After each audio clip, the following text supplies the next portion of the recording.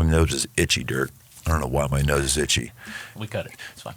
Did you just maybe your dirt pollen is getting in the air and itching my nose? I didn't snort cocaine. I didn't. I just you're making me itchy here. Where was I? The spiritual next level. Oh, spiritual next level. Thank you, Dirt. Thank you, Dirt. Yes, spiritual next level.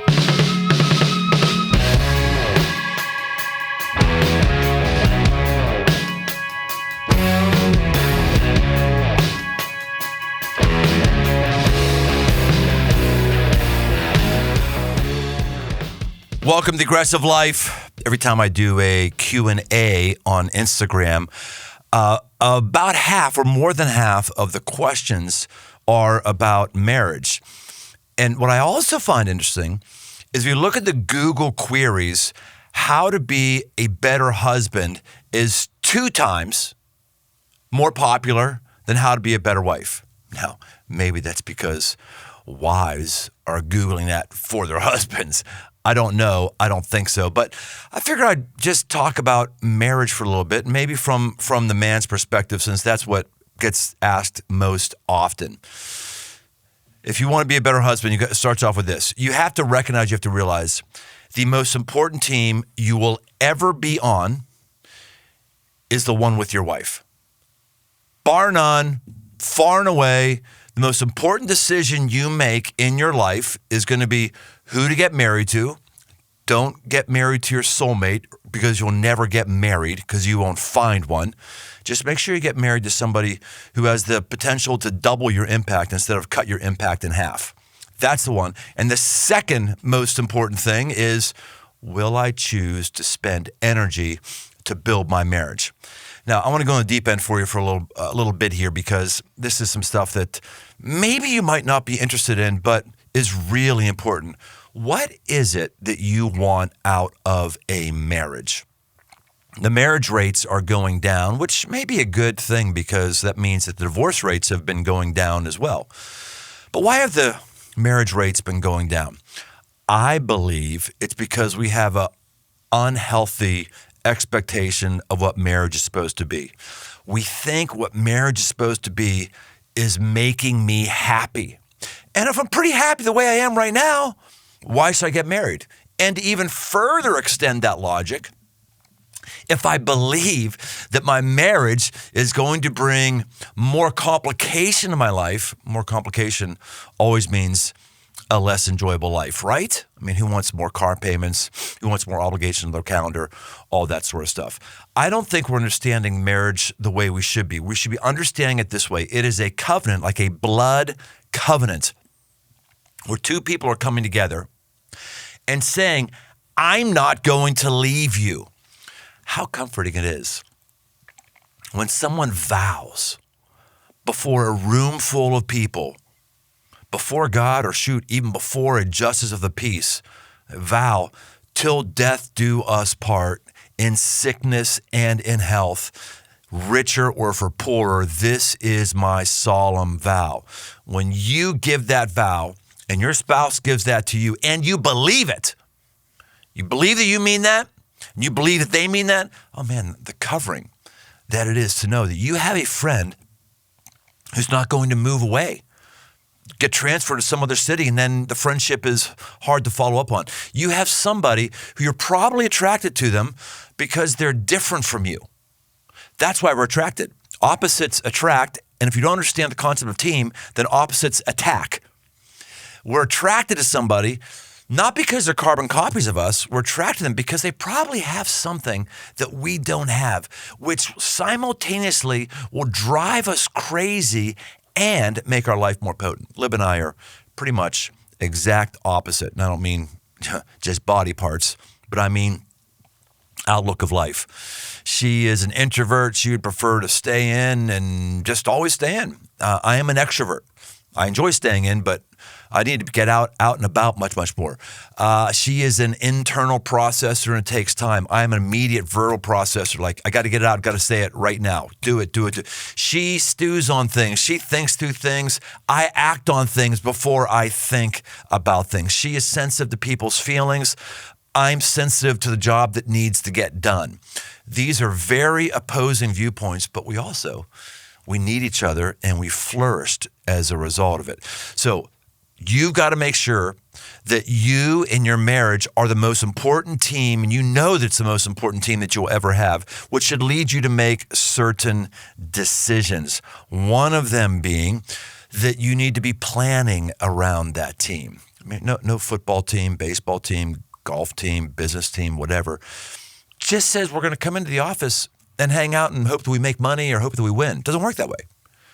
You have to have certain plays that you run if you're an athletic team. You have to have a certain planning strategy if you're a business team. And it's shocking how many people really have no strategy when it comes to their marriage. We just assume that we're going to marry somebody who's our soulmate and therefore everything's going to be easy. It can't. You have a strategy. What is that?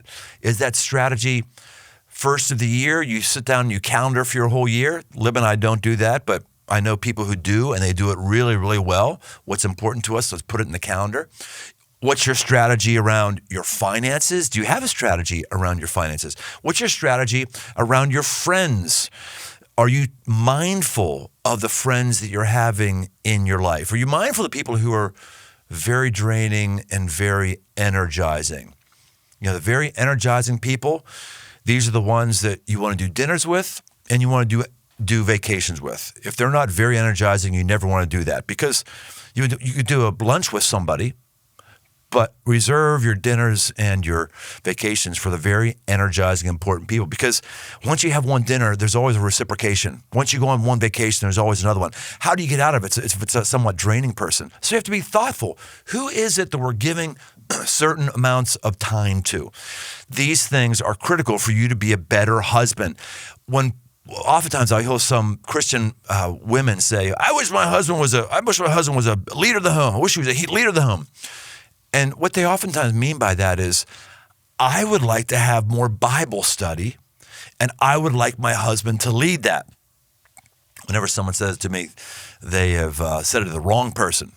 Because then I say, well, I guess I couldn't be the spiritual leader in your home, because I only led 2 Bible studies ever with my family, and I only did 2 because everyone cried at the end of both of them. No lie, ask my kids. I'm pretty good at the Bible, but when it came to leading family Bible studies, I sucked at it. It was horrible. I don't know what happened, but I still led my family. I didn't have the traditional family devotions where we went through that, and maybe I should have worked at it more and done it better.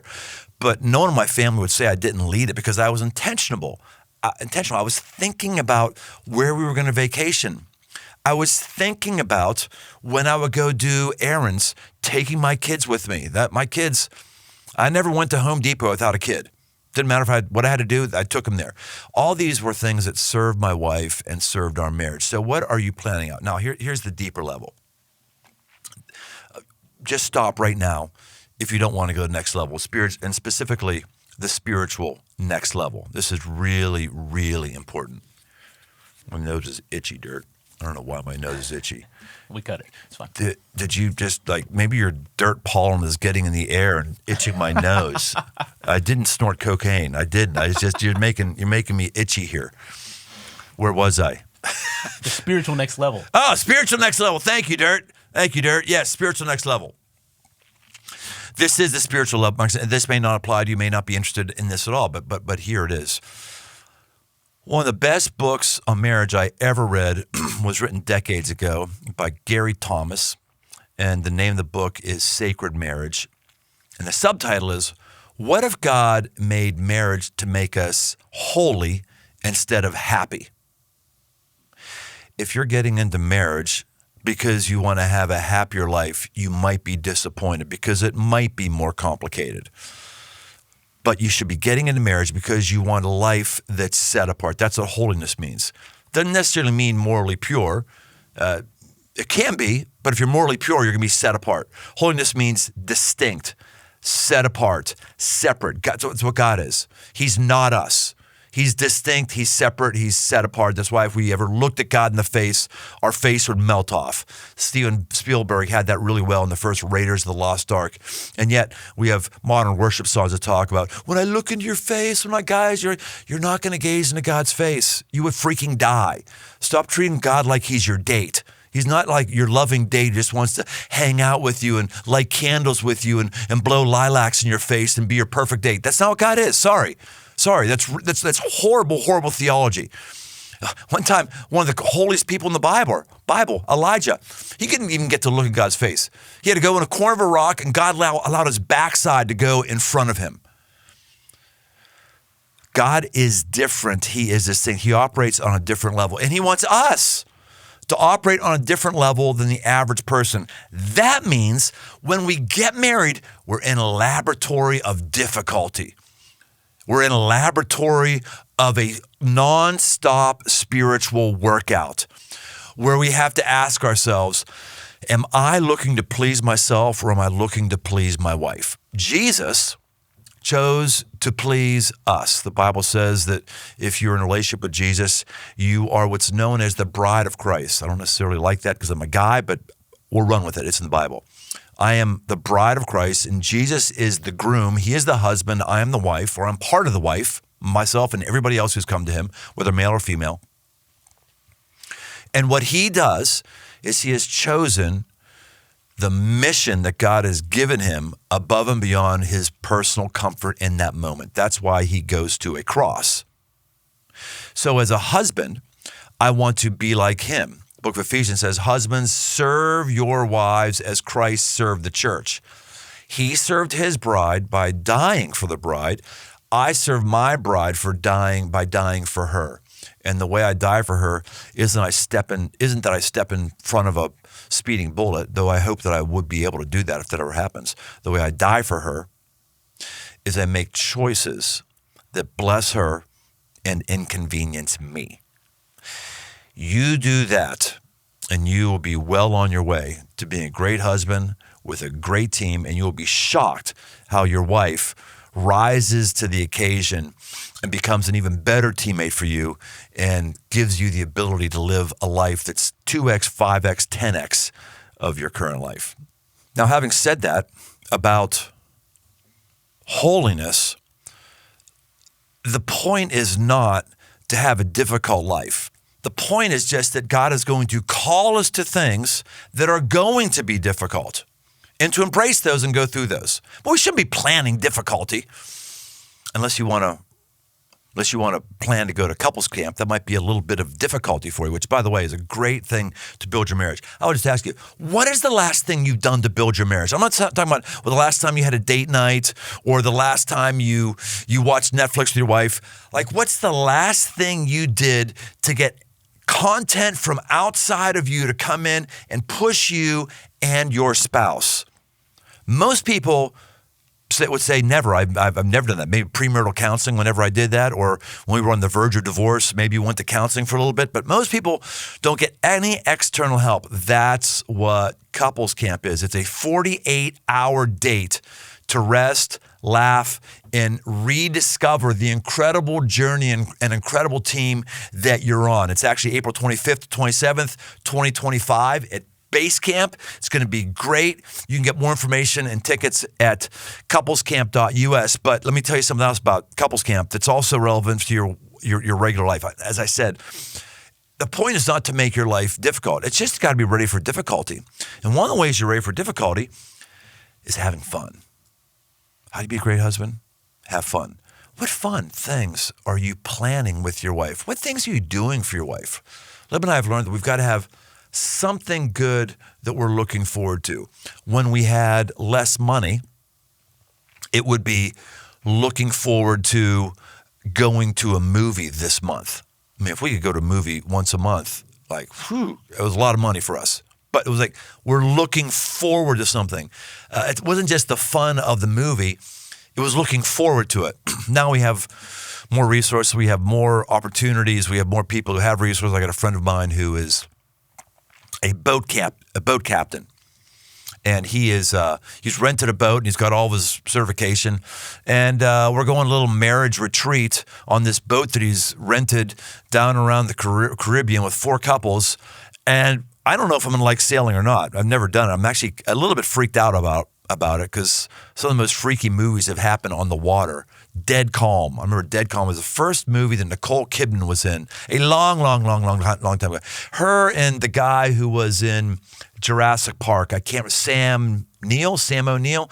Anyway, freaky movie. Billy Zane was in it too. Freaky movie, Dead Calm, like really freaky. Like getting shipwrecked in the middle of the ocean or something breaking down and you're adrift is a horrible idea. So I'm not really excited about that, although we're not doing a transatlantic voyage or going down to Hawaii or something like that. We're just going around the islands. We'll probably be mostly in sight of an island.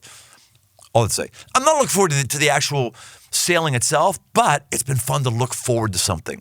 It's been fun to plan for something. It's been fun to know that we have friends that we're going to be doing this with. We also do that with overlanding. We do that with whatever it is. What you and your spouse have to figure out, what is it we do for fun? And whatever your budget is, time and money, make appropriate sacrifices for that.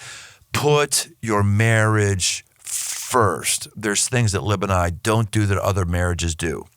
You might be shocked by this, but we didn't do anything for Valentine's Day this year for each other. In fact, got up on Valentine's morning and I went, I may as well ask her.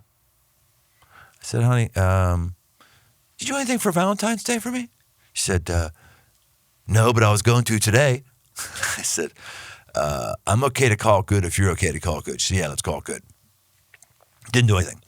Christmas, we haven't exchanged Christmas presents ever since we've been married, because in the earliest days we just didn't have any money to buy presents for each other. And then we started to get a little bit of money. We had kids, and we decided to spend them on them instead of each other. So here we are, 37 years later, and we just don't have the habit of celebrating Christmas, or we celebrate Christmas, but we don't trade gifts with each other.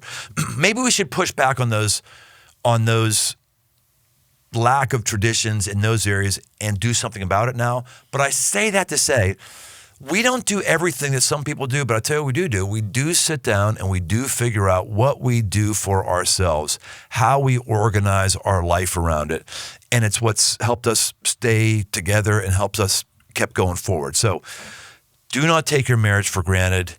If you're a guy, lead the family. And when I say lead it, I'm not saying be Bible study guy or be the chart guy. I'm just saying wake up in the morning or once a week, once a month, whatever it is, and say, what can I do right now to serve my wife and serve my family? You figure out what works for you, and you figure out how to serve her, and you will be shocked at how far your marriage goes and how much your life improves. Hey, sign up for Couples Camp. Would love to see you there, and we'll see you next time on The Aggressive Life.